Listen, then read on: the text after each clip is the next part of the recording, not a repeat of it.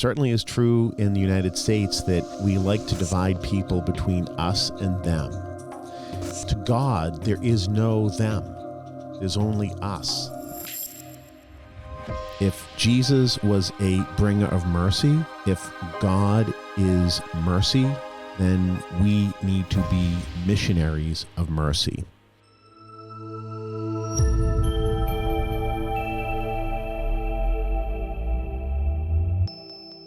Hello, welcome to Finding Communion. I'm Rosemary Ford, editor of Parable Magazine. I'm here with Bob Dunn, director of public policy for the Diocese of Manchester. Here on Finding Communion, we talk about the intersection of religion, politics, and the Eucharist. And today we're going to talk about mercy and how that relates to politics.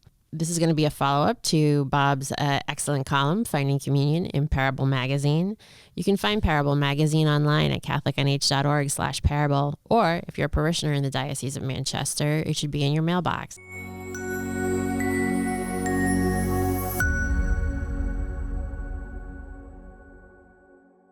So, Bob, today we're talking about mercy. How does that relate to the realm of politics? Well, the first thing we need to remember is what mercy means to us as Catholics. Pope Benedict said that mercy is the name of God, and Pope Francis repeated that.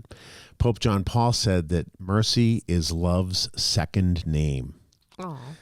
It is one of the fruits of charity. It's how God reveals himself to the human race.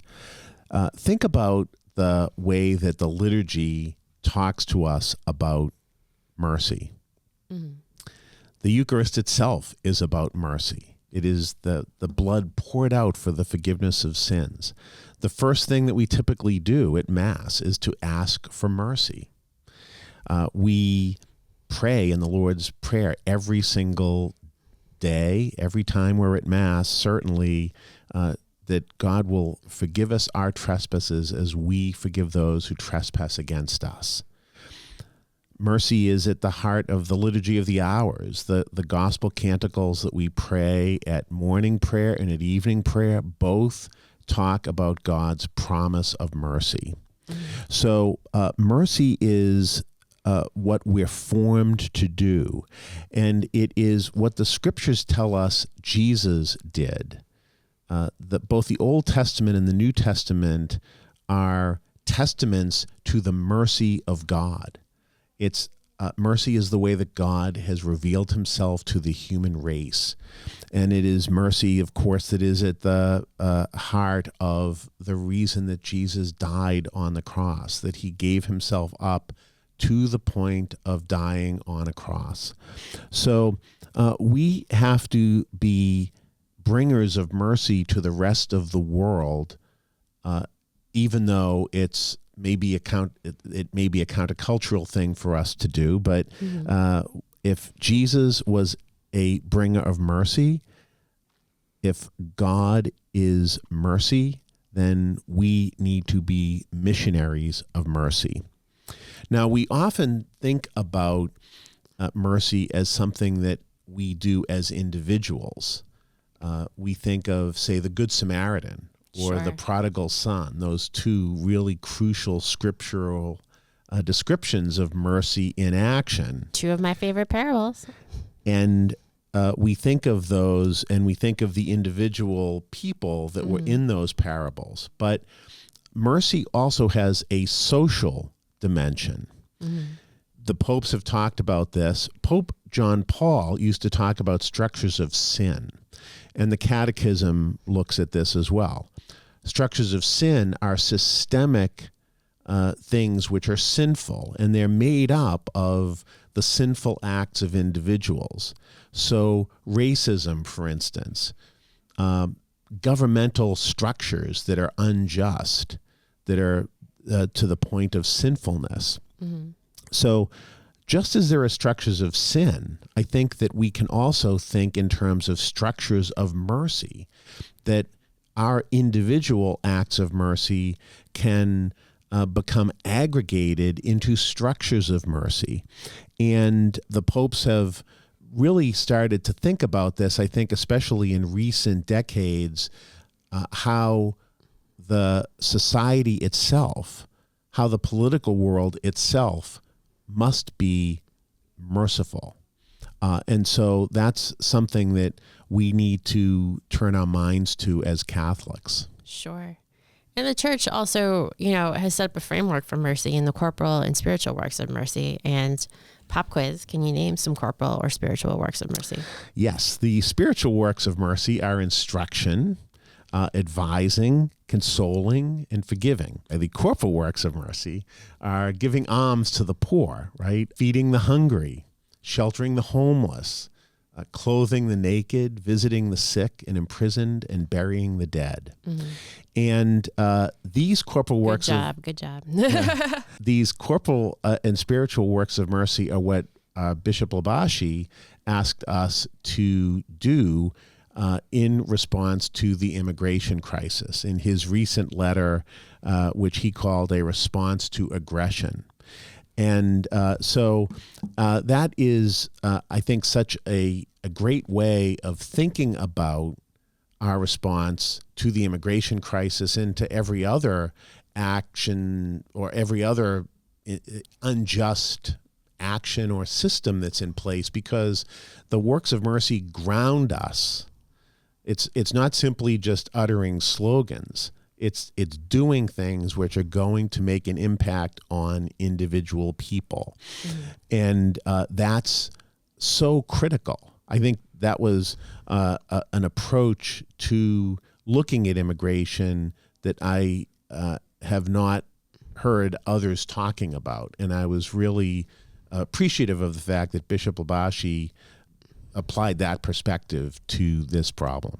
Sure. And, he also talked about mercy on both sides of the issue, right? About the protesters, both deserving and showing mercy, and also, the government showing and deserving mercy as well. Can you talk a little bit more about that? Yeah, from a Catholic perspective, we need to show mercy to all. I think it's true across the world, but it certainly is true in the United States that we like to divide people between us and them. And to God, there is no them. There's only us. Mm-hmm. And so we have to recognize the inherent human dignity of all people, even when they're failing to recognize human dignity for others. Mm-hmm. That's a real challenge, especially in the 21st century. I mean, this is something that Pope John Paul wrote in the 20th century, all the way back in the 20th century, in 1980, in his second encyclical, which is called Rich in Mercy. And Pope John Paul said that the present-day mentality, more perhaps than that of people in the past, seems opposed to a God of mercy, and in fact tends to exclude from life and to remove from the human heart the very idea of mercy. And that can be true across the board. It's easy for us to look at things that are happening and to have hatred towards other people.